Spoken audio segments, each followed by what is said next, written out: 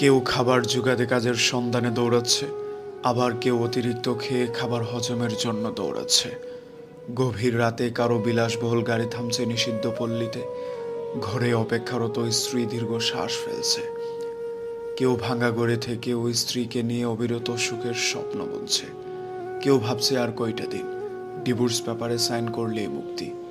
কেউ একটা সম্পর্ক টিকিয়ে রাখার জন্য রীতিমতো যুদ্ধ করে চলছে।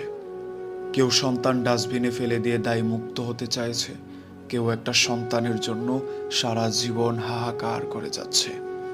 কেউ লাখ টাকার ডাইনিং টেবিলে বসেও তৃপ্তি সহকারে ভাত খেতে পারছে না, কেউ পেঁয়াজ কাঁচামরিচ কচলিয়ে গোগ্রাসে ভাত গিলছে। কারো দামি খাটে শুয়েও আবার ঘুমের ওষুধ খেতে হচ্ছে, কেউ আবার হিমেল হাওয়ায় রাস্তায় ওভারব্রিজে ও ঘুরে ঘুমোচ্ছে।